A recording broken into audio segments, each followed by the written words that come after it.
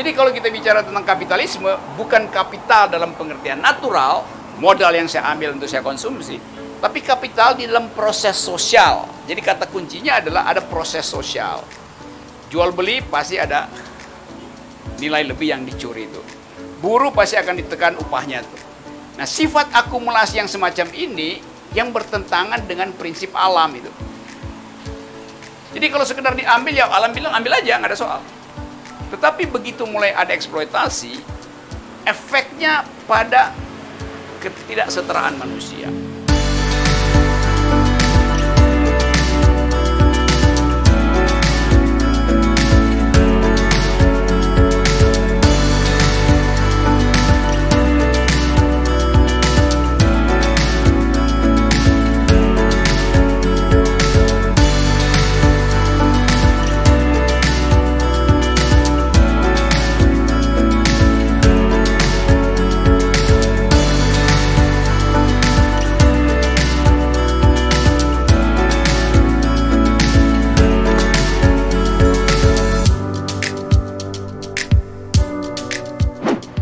Assalamualaikum warahmatullahi wabarakatuh. Hai sahabat BWM, kembali kami hadir setelah beristirahat sejenak beberapa saat.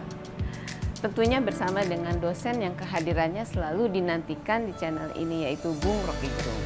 Kami juga kehadiran millennials dari Aceh yang khusus datang ke sini atas biaya sendiri karena ingin berdiskusi dengan Bung Rocky Gerung. Selain juga ada millennials yang lain, yaitu Uzla dari BEM UI, dan Hairunisa dari FKM UI, serta Asof yang ingin menginformasikan mengenai update terkini tentang isu lingkungan. Demikian, selamat menyaksikan dan salam akal sehat. Oke, selamat sore teman-teman. Kita lanjutkan seri kuliah lingkungan, environment. Mungkin di seri ke-9 atau 10 kali. Dan kita mau bicara sesuatu yang jadi grammar dunia. Semua orang bicara tentang environmental ethics, environmental politics, green economy. Jadi environment jadi tata bahasa dunia, tetapi Indonesia illiteracy dalam soal itu. Buta huruf dalam soal lingkungan. Padahal Indonesia adalah sumber harapan dunia karena cadangan karbon trading, laut, segala macam tuh.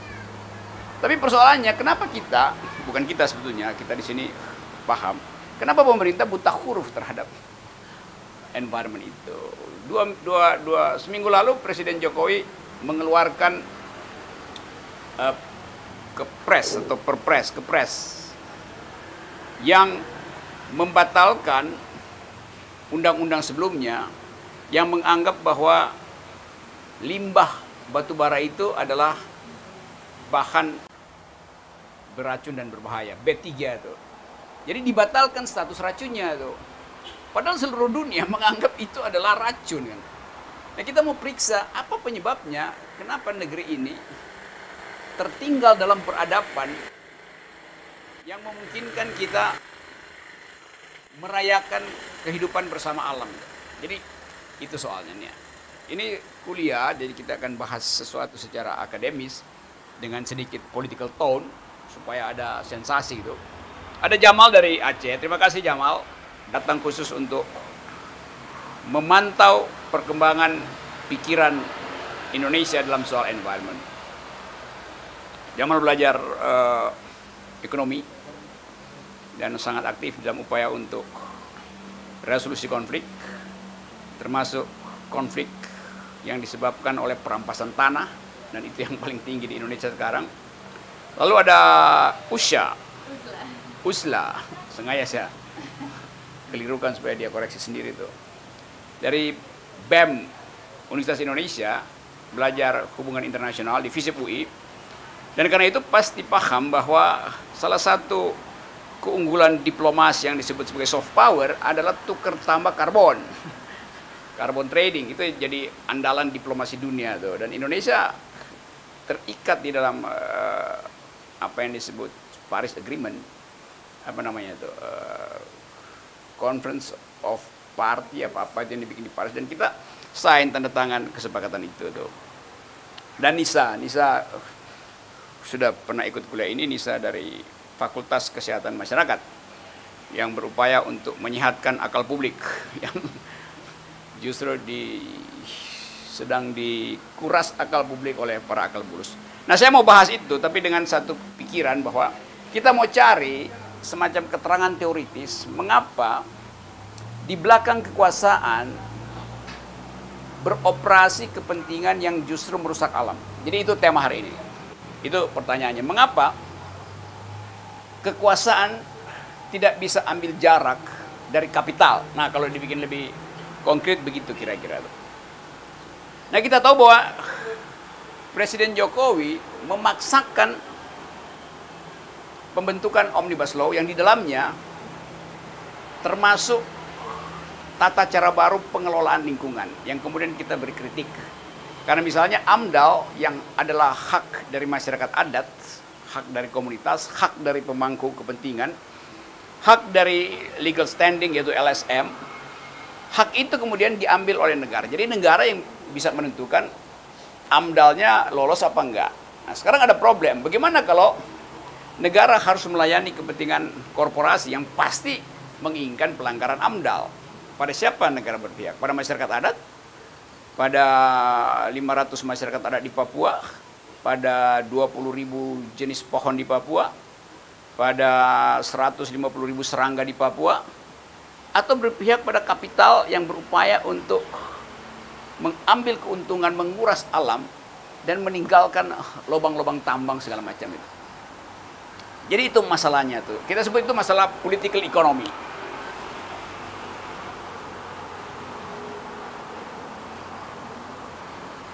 Political economy analysis, biasanya disebut political economy analysis. Karena berupaya untuk melihat dimensi kekuasaan di dalam kebijakan ekonomi itu. Itu intinya tuh, dimensi kekuasaan. Nah, Omnibus Law akhirnya memperlihatkan aspek buruknya.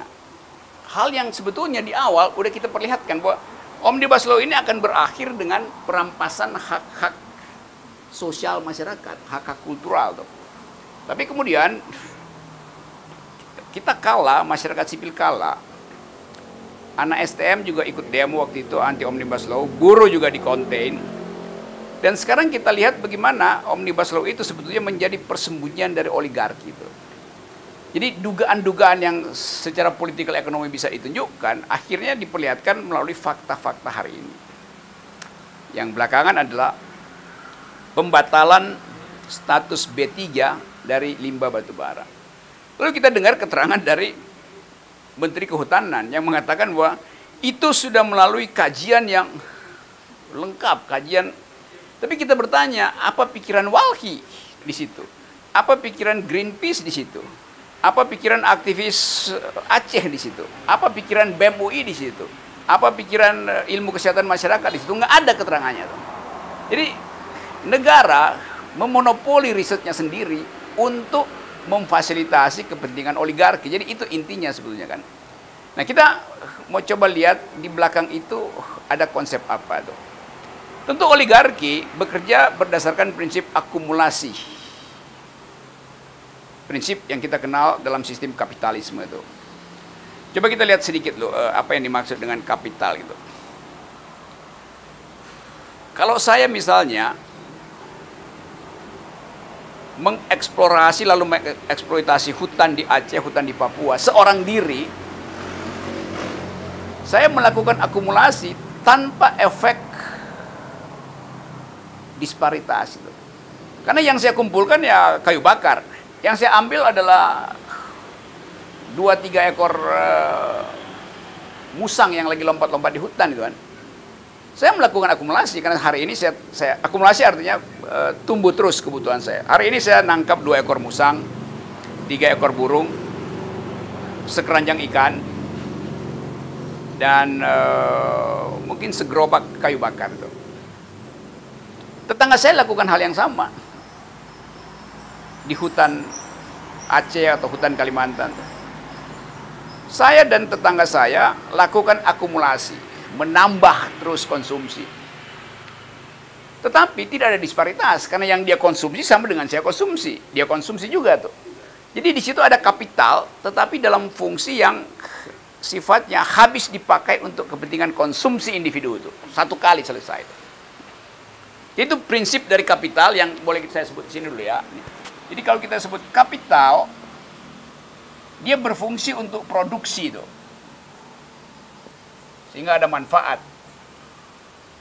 Kalau satu orang memproduksi barang itu, mengeksploitasi, dan manfaat buat dirinya, nggak ada problem disparitas. Kalau semua orang lakukan hal yang sama, kendati dia memakai kapital, tidak ada problem disparitas. Kalau begitu, kapan problem disparitas muncul?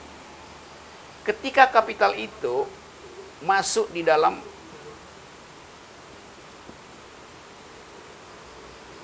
transaksi sosial itu. Jadi ketika kapital berubah menjadi, sebut saja, jembatan untuk menghasilkan value. Jadi begitu kapital dijadikan sebagai alat untuk menghasilkan value, maka terjadi relasi produksi. Nah, ini masalahnya nih. Artinya, barang tadi yang saya ambil dari hutan, itu saya tunggu dan saya timbun untuk saya dapatkan nilai tambahnya dengan cara jual beli itu. Jadi begitu ada relasi pasar, maka timbul disparitas. Artinya yang tadinya sebenarnya kapital itu adalah barang yang saya ambil aja dari alam. Secara natural, kapital itu saya ambil dari alam, oke, saya konsum. Sekarang kapital itu berubah menjadi komoditas sosial. Bisa nangkap ya situ. Jadi proses itu yang menyebabkan disparitas. Karena mesti ada buruh yang saya gaji, mesti ada keuntungan yang saya ambil tabung, dan saya nggak pakai secara habis. Jadi kalau kita bicara tentang kapitalisme, bukan kapital dalam pengertian natural, modal yang saya ambil untuk saya konsumsi, tapi kapital di dalam proses sosial. Jadi kata kuncinya adalah ada proses sosial. Jual beli pasti ada nilai lebih yang dicuri itu. Buruh pasti akan ditekan upahnya itu. Nah, sifat akumulasi yang semacam ini yang bertentangan dengan prinsip alam itu. Jadi kalau sekedar diambil, ya alam bilang ambil aja, nggak ada soal. Tetapi begitu mulai ada eksploitasi, efeknya pada ketidaksetaraan manusia. Nah, sekarang selalu ada pandangan bahwa alam itu rusak karena dieksploitasi oleh manusia. Sebetulnya alam tidak rusak karena dieksploitasi manusia. Alam rusak karena ada manusia yang mengeksploitasi manusia itu melalui sistem produksi sosial ini. Jadi kerusakan alam adalah akibat dari eksploitasi manusia terhadap manusia yang lain. Bukan manusia terhadap alam, tapi karena manusia mengeksploitasi manusia yang lain, akibatnya beban itu dialami oleh alam. Jadi selama tidak ada nilai lebih yang dicuri, alam nggak ada soal. Itu prinsip kedua. Jadi prinsip pertama dari kapital adalah dipakai habis oleh individu. Prinsip kedua adalah ada penundaan konsumsi untuk memperoleh nilai lebih itu. Itu yang disebut sebagai relasi produksi itu. Kita mau hindari sedikit istilah-istilah Marxis, tapi kita tahu logikanya begitu tuh. Relasi produksi. Konsep ketiga adalah kapital itu selalu membayangkan future itu. Nah, itu ada future trading. Jadi kapital menganggap bahwa akumulasi itu harus termasuk konsepsi masa depan. Bagaimana masa depan itu? Gua mau duitin masa depan itu kira-kira. Maka ada sistem ijon itu. Saya beli sekarang komoditas Anda, saya nggak tahu nanti hasilnya bagus apa buruk. Yang penting nilai komoditas Anda saya tentukan sekarang, saya bayar. Nanti saya ambil di depan itu, future trading biasanya. Jadi bagian ini yang mau kita bicarakan sebetulnya. Baru kita lihat bagaimana soal semacam ini. Kalau kita nggak bongkar ini, maka aktivitas-aktivitas climate strike, anti perusahaan lingkungan itu jadi aktivitas volunteer aja, yang nggak bisa kita temukan strukturalnya apa sebetulnya. Nah, karena ini kelas, tentu demo itu penting, bagus. Saya juga pengen demo terus. Tapi kita mau bongkar ini supaya kita bisa tahu kapan sebetulnya eksploitasi itu berhenti itu. Tentu orang menganggap bahwa eksploitasi berhenti kalau sistem kapital yang eksploitatif itu juga dihentikan. Nah, sekarang ada problem. Bagaimana kita berupaya lakukan itu? Ada kampanye tentang climate strike yang berkali-kali saya terangkan melalui aktivitas anak-anak muda. Ada Greta Thunberg yang kemudian dijadikan Person of the Year dari majalah Time. Tetapi selama sistem ini, sistem eksploitasi ini tidak dihentikan, maka alam itu akan jadi korban terus. Lalu kita kampanye, cintailah alam, rawatlah buang. Iya, tapi selama struktur fundamental itu nggak dibongkar, ya kita hanya bisa kampanye segala macam. Nah, sekarang ada upaya untuk memperlihatkan bahwa sebetulnya kalau kita lihat dari atas, dari satelit, bumi ini sebetulnya tidak bertambah gersang, justru bertambah hijau. Jadi kalau kita lihat, kok semua orang anggap bumi udah gersang, padahal dalam 20 tahun terakhir bumi itu bertambah mungkin 10-15% hijaunya tuh. Jadi para pembela kebijakan negara bilang enggak, statistik menunjukkan bumi justru bertambah hijau gitu. Sekarang kita mau lihat tuh, apa sebetulnya yang bikin bumi itu hijau? Yang bikin bumi hijau itu adalah sawah di Cina.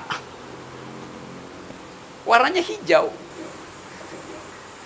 Tetapi sawah itu monokultur. Padahal alam itu, nature-nya adalah diversity itu, heterogenisasi.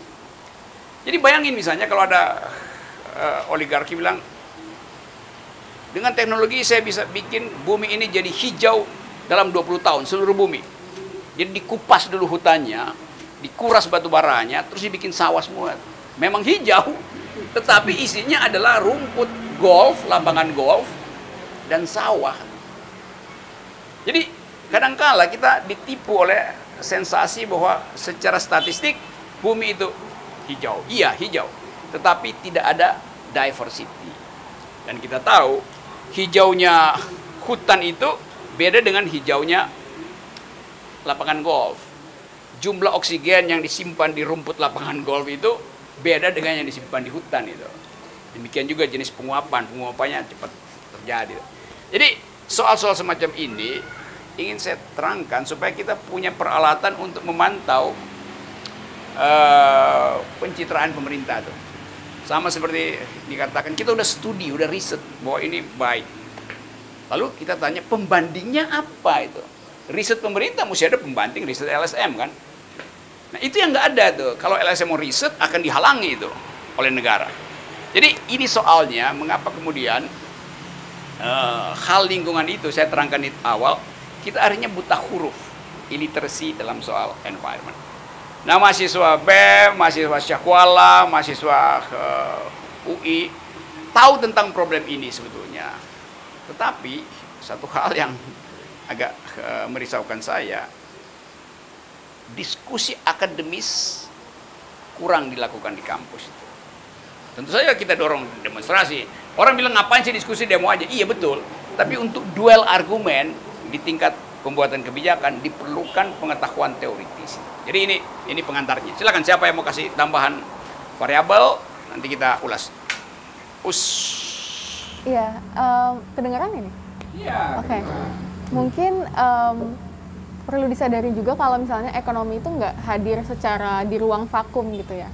Tapi dia hadirnya di ruangnya yang multidimensional, yang mana setiap kebijakan dari ekonomi itu akan berdampak juga ke aspek lain, terutama sosial dan lingkungan gitu. Nah, mungkin yang selama ini para ekonom pandang itu bahwa oke, kebijakan ekonomi akan memperbaiki mungkin kesejahteraan masyarakat, tapi mereka kurang mempertimbangkan juga dampaknya terhadap lingkungan dan juga justru efek sampingnya kepada masyarakat. Nah, misalnya tadi yang mungkin sudah disebutkan juga tentang gimana akumulasi kapital ini dalam transaksi pasar itu sebenarnya akan merugikan sekelompok masyarakat dan juga lingkungan.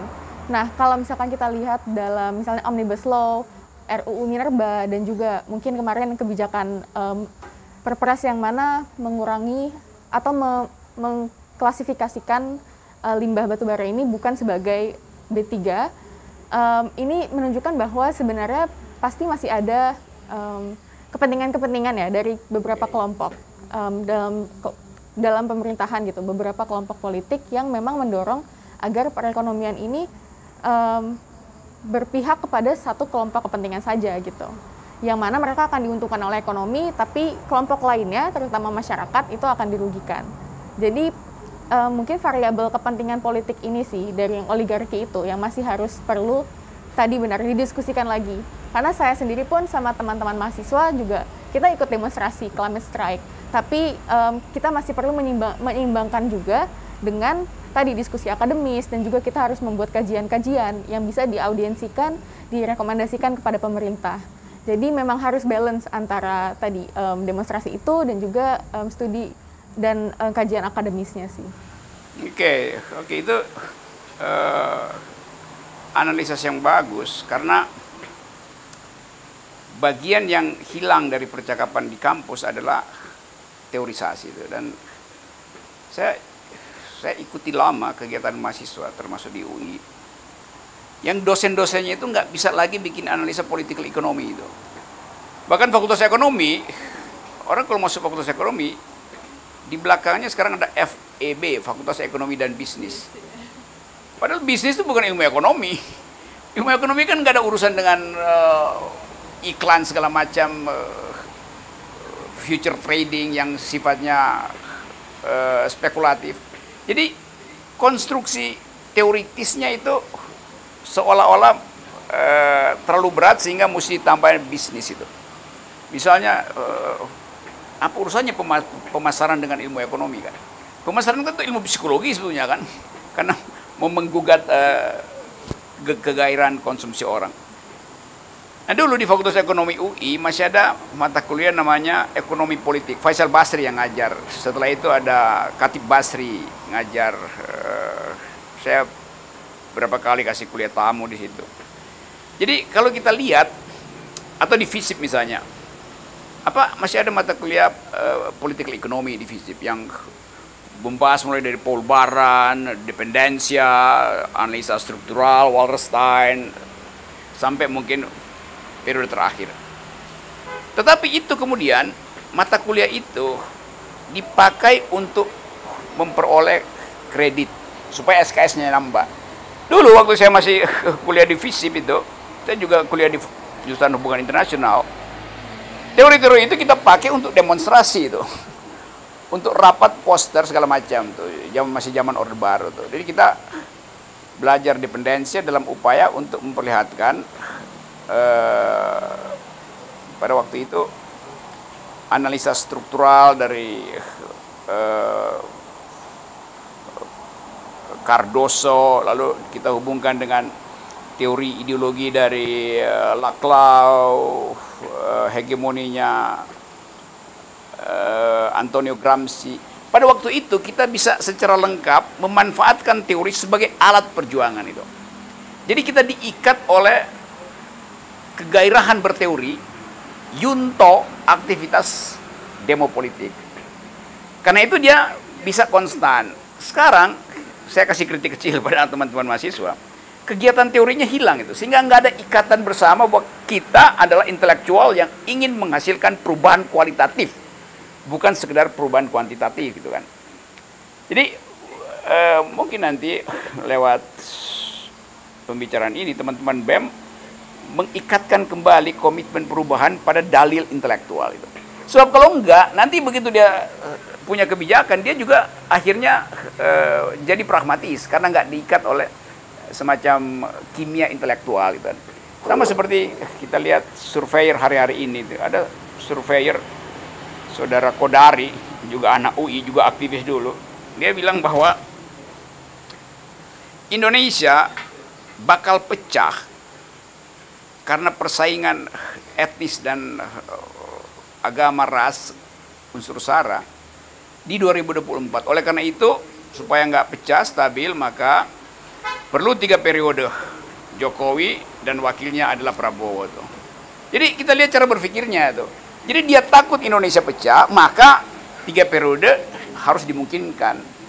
Loh, Indonesia itu berantakan selama 2 periode Jokowi justru kan. Jadi cara berpikirnya ini intelektual yang belajar tentang metodologi, tetapi karena nggak ada ikatan etis di dalam kegiatan akademis, maka muncullah ide semacam dia pakai kaos itu dipamerin bahwa 3 periode 2004 adalah Jokowi dan Prabowo tuh. Ya oke. Tapi kita tahu bahwa riset itu selalu ada basis etiknya tuh. Jangan sampai misalnya kita, karena survei mengatakan konstitusional, maka kita lakukan 3 periode tuh. Jadi konstitusi itu didasarkan pada survei. Kalau begitu hak asasi manusia disurvei aja, kita nggak perlu lagi hak asasi manusia. Setelah survei, maka pasal-pasal hak asasi manusia dikeluarkan dari konstitusi. Jadi bayangkan, intelektual nggak punya alarm etis tentang sesuatu yang berbahaya bagi negara. Jadi soal-soal termasuk di dalam soal lingkungan tuh. Jadi dianggap bahwa kan udah disurvei bahwa masyarakat adat tidak berkeberatan. Oh iya, pengertian masyarakat adat tidak berkeberatan itu hasil survei. Bukan itu yang harus disurvei. Yang harus disurvei mengapa masyarakat adat tidak berkeberatan. Kan itu berarti di belakangnya tadi kamu betul ada kepentingan yang membuat masyarakat adat itu tidak berkeberatan. Jadi itu yang mesti disurvei kan, bukan sesuatu yang dimaksudkan sebagai pesanan. Oke, itu boleh nanti kita bahas lebih lanjut tuh. Jamal. Oke. Salam Baroki. Saya dari Aceh datang, khusus ketemu Presiden Akal Sehat. Iya. Saya tidak terlalu banyak saya masuk ke substansi, hanya satu, tapi ini menarik bisa lihat. Kekuasaan memberi kewenangan kepada kapital sehingga kehancuran alam ini muncul. Nah, saya coba menarik keluar sedikit. Saya melihat ada sebuah morphic field. Morphic field ini adalah berbentuk satu frekuensi. Itu ditangkap oleh seluruh penguasa bagaimana mengatur negara ini sehingga dia alam terjaga, hak alam untuk berjalan, hak bumi untuk melengkung tidak diganggu, hak sungai untuk mengalir air tidak diganggu, sehingga ini yang sangat berpengaruh terjadi di Indonesia. Nah, di mana daerah-daerah di Indonesia atau di dunia terjadi konflik, kita mencoba riset di situ juga. Ini ada satu kejahatan penguasa dalam mengambil satu keputusan dalam memberi izin eksplorasi. Nah, Aceh soalnya kita bilang Aceh tahun 1946 Daud Bereh berontak. Ada satu permasalahan morphic field yang tidak konsisten dalam satu perjanjian antara Bung Karno dengan Daud Bereh. Nah, 76 itu juga bangkitnya Santira pemberontakan itu karena eksplorasi besar-besaran, Exxon Mobil, Aron, ini satu masalah. Yang kedua juga Papua kita melihat hari ini motifnya apa? Ya, vagina yang ada di bumi Papua itu terus dikorek, payudara yang ada di Papua itu terus dimutasi sehingga apa yang terjadi konflik terus menerus dengan tidak sengaja. Apakah itu juga disengaja oleh penguasa, dia tidak paham atau dia paham, saya tidak tahu karena saya tidak masuk dalam kekuasaan itu. Ini ada satu kejahatan yang dilakukan oleh kekuasaan yang melanggar konstitusi, yang melanggar agama, norma-norma agama. Sehingga saya melihat kehancuran negara ini, apa yang disampaikan tadi. Semua stakeholder yang ada di Indonesia, kita coba melihat. Konflik horizontal muncul, disebabkanlah keputusan kekuasaan. Tentu saya bilang saya mau coba masuk ke loser. Luas loser yang ada di Indonesia, yang ada di Aceh itu 900.000 hektar. 20% masuk ke Sumatera Utara. Berarti 80% lagi ada di Provinsi Aceh. Aceh setelah lahir Undang-Undang Nomor 11 tentang pemerintah Aceh, diberi kewenangan tentang mengurus loser, namanya BPKL, Badan Penguasaan Kawasan Loser, diberi kewenangan. Pada tahun 2011-12 dicabut kewenangan itu tentang loser, diberikan kepada YLI, Yayasan Loser Indonesia. Di situ pembina Yayasan Loser Indonesia ada orang-orang berpenguasa yang ada di kementerian. Nah, sehingga hak kultur yang ada di Aceh itu terampas. Melawan diproses secara hukum. Karena masyarakat merasa itu milik dia. Di Aceh itu punya kultur dari sebelum Indonesia lahir. Kultur Aceh itu lebih awal. Kemudian dalam berikut ini coba menarik permasalahan-permasalahan konflik. Ini konflik kemanusiaan. Pelanggaran HAM terjadi. Ini disebabkan ada satu permasalahan ada pada konflik lingkungan awalnya. Coba kita sama-sama kita menarik daripada morfil yang saya bilang tadi. Oke. Jadi selalu ada yang disebut life world, dunia kehidupan yang tidak bisa dibaca oleh state.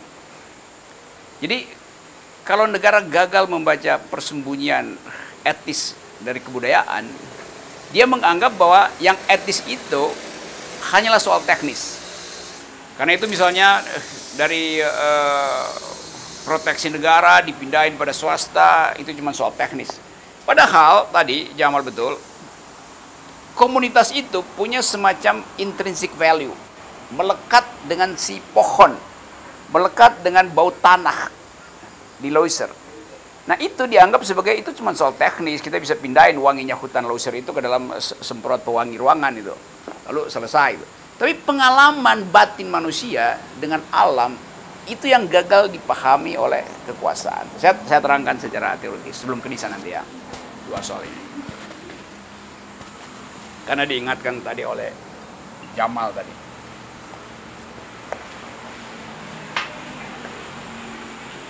Ada yang pernah tahu teori-teori dari Frankfurt School? Oke. Frankfurt School itu satu institut di Jerman yang secara khusus mengolah wilayah kapital tapi di dalam dimensi kulturalnya. Jadi biasa disebut Marxist kultural. Jadi bagian pikiran, bagian superstructure dari masyarakat yang oleh Marx dianggap sebagai fenomena kebudayaan, dan karena itu tidak penting, karena dalam pengertian Marxisme selalu ekonomi itu menentukan, jadi base menentukan superstruktur. Superstruktur ini isinya adalah hukum, culture, bahasa, alam pikiran, dan seterusnya itu. Tapi Frankfurt School menganggap bahwa ini penting bagian ini. Jadi dia tidak ditentukan oleh ekonomi, tapi dia punya otonomi atau biasa disebut otonomi relatif di dalam teori itu. Nah sekarang kita mau coba lihat fasilitas ini ya, karena ini yang disebut sumber legitimasi dari negara modern adalah penerimaan masyarakat terhadap kebijakan pemerintah. Itu soalnya tuh. Saya terangkan pelan-pelan ya. Salah satu anggota dari Frankfurt School ini dibuat tahun 20-an, 23, dimaksudkan untuk memberi alternatif pada Marxisme ortodoks. Salah satu tokohnya namanya Jürgen Habermas. Pernah dengar namanya? Jürgen Habermas. Mungkin masih hidup sekarang tuh. Di München. Di dalam teori Jürgen Habermas, masyarakat itu